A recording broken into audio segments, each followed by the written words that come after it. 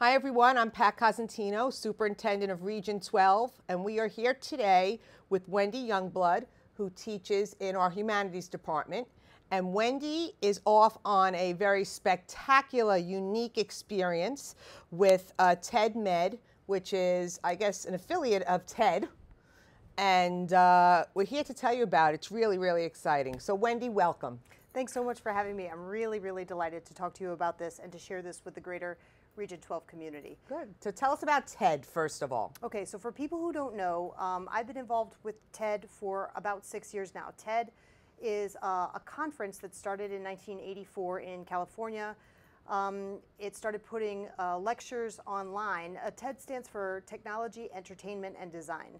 And so it was a convergence of thinkers and actors in those fields designed to promote ideas worth sharing. That's their tagline. Exactly. And so they put their first videos, talks online. People were challenged to give the talk of their lives in 18 minutes or less. And I don't know how I stumbled across the first one, but I shared the first one in a class in 2009 and thought, oh my gosh, this is so intellectually exciting for me. This could be a game changer in classrooms. And so I and my colleagues have used them in classes, and we've brought TED conferences live streamed to school. We've done 2 of them. Absolutely. We've had 2 students do TEDx, which are independently organized TED conferences for their senior projects. Yep. And I've even brought them to my community in Brookfield. So it's a community catalyst for sharing big ideas and bringing people together. Absolutely. And it's free. And it's totally free. All you have to do is go online, Google TED. Right. And I mean, the world is your oyster. Exactly, exactly. Most people don't know about TEDMED. So TEDMED is a conference specific to the medical sphere, where at the intersection of biotech, medicine, health, and those fields, but with an entrepreneurial energy to it. Right. Not in terms of selling products to viewers, Sure. but in terms of taking big ideas to the public to change the status quo on some of those areas of our life that are perpetually challenging. Sure. So maybe food security, or maybe cancer research. Sure. Things like that, you know. And what a great opportunity with the hopefully 20th Agri-Science STEM program at Chippewa. Exactly. I think as we celebrate, understandably, the beginning of a new focus on STEM here, we need to understand that the humanities is a necessary partner in that. Absolutely, because absolutely. You can have remarkable scientific and technical breakthroughs, but you need to wrap those around a narrative. Absolutely. And you need to have the ethical capacities, the logical musculature to be able to talk about these issues, convey them to people, and have them be part of the human context. Yeah, absolutely, absolutely. So we're really excited. It's wonderful. So tell us, when are you planning on going? What's the timeline? Okay, so let me tell you about the TEDMED conference. This is, I believe it's 3rd year. It happens in Palm Springs, California. I've never been there. I'm really excited about that. Absolutely. It'll be the week before Thanksgiving, so November 18, 19, 20. And the reason I'm going out is that I was a research scholar for TEDMED this year. Sure. And that opened all kinds of doors intellectually for me. I learned about things that I had never heard of. Sure. So that was really exciting. It was a lot of work to be a research scholar. So let me tell you a little bit about that. Yeah. All right. So the curatorial team of TEDMED is all these amazing people working in medicine and biotech and the health sciences. And they suggest speakers, really cutting edge, important voices, some very well known and some just emerging from around the country and around the world. Okay. And they can't invite everyone. They also realize that some people are famous in their field, but that there are other lesser known folks who are doing really, really important work. Right. So the curatorial board puts together a list of, hey, these are the people we want to invite. Then they send those out to research scholars. And there are different levels of people that, you know, have been vetted or haven't been vetted. Sure. So the research scholars are assigned tasks, and this is where I came in. In some cases, I had to find out more about what this particular individual did. Sometimes I had to look for conflict of interest, or I had to try to come up with talk angles. You know, Okay. this is what their research is on. What would be an interesting, unexpected talk angle that would maximize viewer interest? Absolutely. Especially for really technical topics. Sure, sure, sure. And so for me, it took about 6 to 8 hours of research for each candidate, and I would do my write-up and send it in. So I think there were about 300 people nationally applied to be research scholars, and they chose 30 of us. Okay. And of that 30, they invited 10 of us to go to the conference. Wow. I know. Wonderful. So excited. My gosh, very exciting. And so the people that I researched, not everyone ended up being a final speaker. Okay. But for the people I did research, oh my gosh, they're amazing. Sure. And I can't wait to hear their talks. I'm going to be working behind the scenes at this particular conference, miking speakers, hanging out with them backstage, getting them in the right frame of mind to Absolutely good. go on stage. Because even though they're, you know, so accomplished in their fields, some of them, understandably, might be nervous before going before their peers. I did a TED talk. Yes, I remember. In the IBM. It was August, a couple of years ago, and it is nerve-wracking. Yeah. Because you want to be engaging, you want to share information, but from their point of view, it's very technical also, so you want people to understand.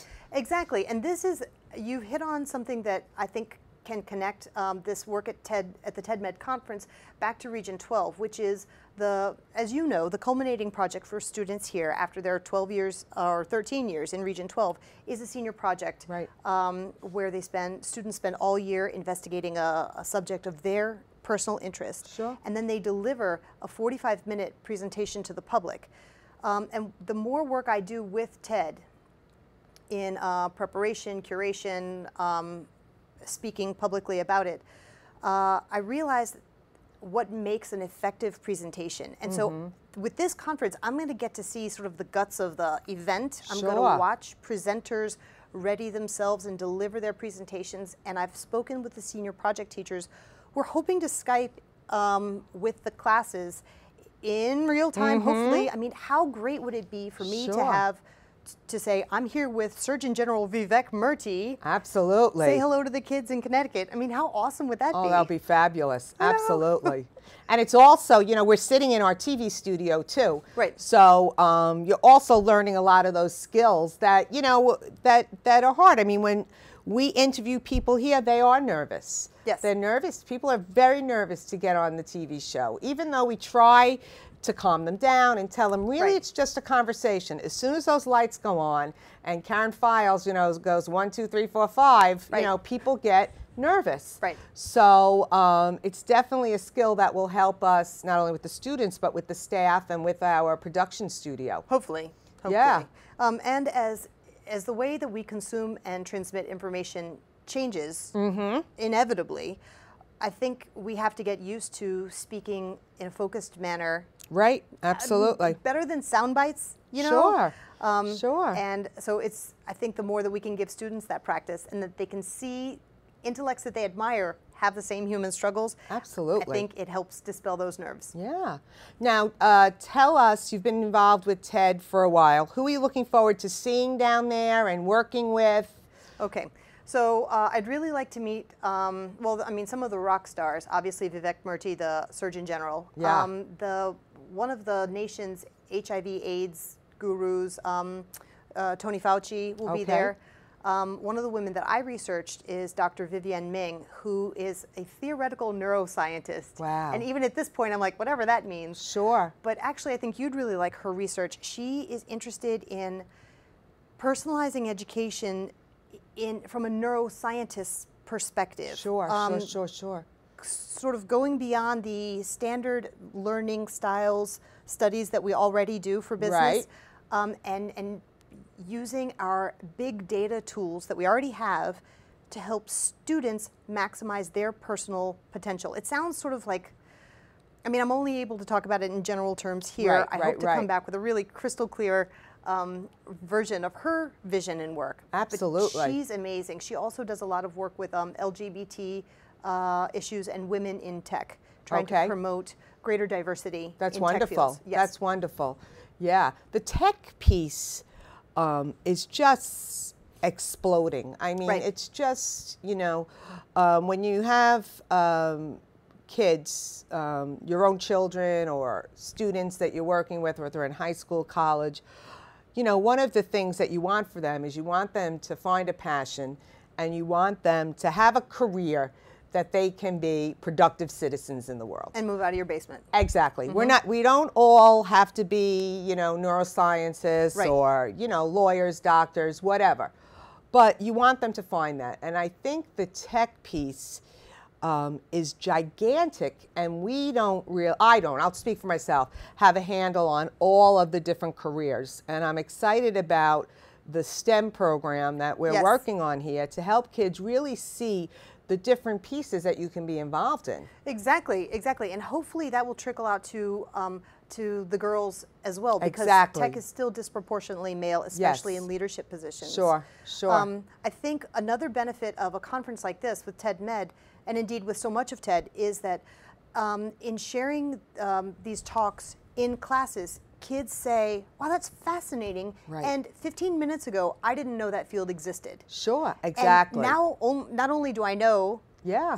that it exists, but I know that I'm interested, I have Right. some questions, and I know who some of the actors in that field are. Right. And we've had kids have TED Talks influence their college choice. Sure. Because they wanted to work with certain people. That's right. That's exciting. Oh yeah, absolutely. You know, to me, it's all exciting. I think, you know, as someone who is in charge of the district and who has been in the schools, we want to provide opportunities for kids. Yes.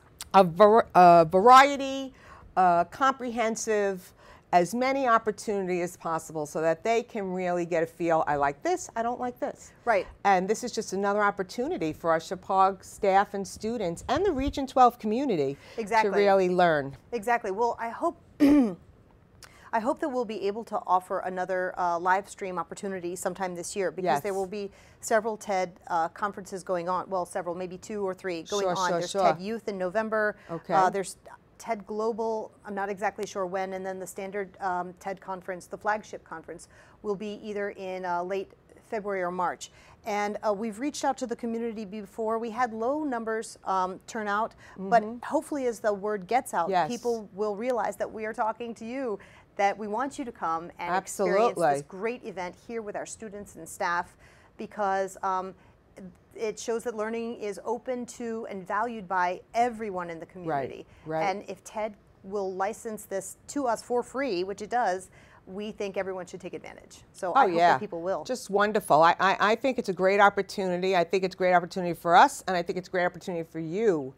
And I know you're a busy lady. You're just started your doctoral program at WestConn. That's true. Talk about that a little bit. So what's been interesting so far has been the readings we've been doing on leadership. Yep. And on learning styles, are becoming more aware of our own learning preferences. Sure.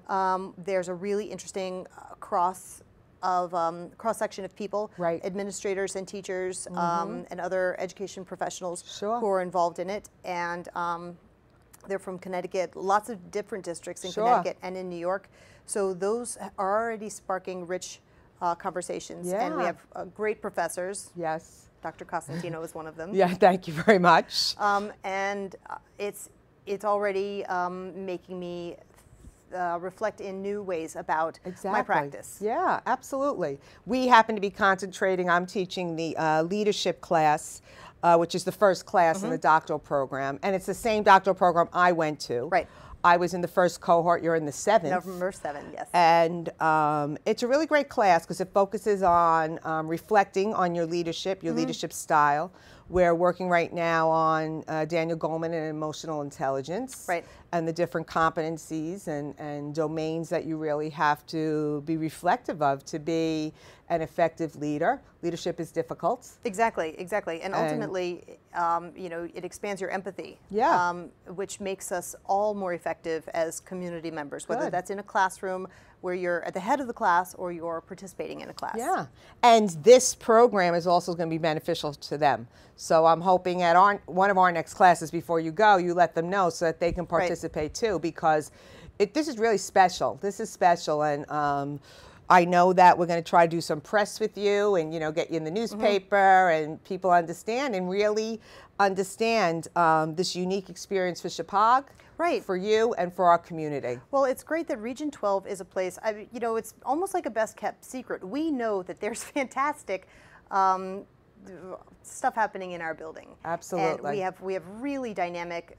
students and teachers and leadership that celebrates big ideas, that is not afraid of innovation, that thrives on iterations of different projects. Sure. And we try to keep our curriculum fixed but flexible. Absolutely. And we set high standards not only for students but for ourselves as well. Absolutely. Absolutely. And we want people to know more about that. That's right. That you said it beautifully, and I appreciate that. And yeah, we are the best kept secret, but one of our goals is to let people out there know right. that it's not a secret. Exactly. Let's get some maracas. Exactly. So we're excited. So listen, have a great time. Thank you very much. When you come back, we'll definitely do another show, but there will be a lot of information in the paper on our website about your experience as we move forward, and we can't wait for you to come back. Thanks very much. Okay, everyone, thanks for watching Region 12 TV. Remember to practice an attitude of gratitude, and we'll see you again soon. Thank you.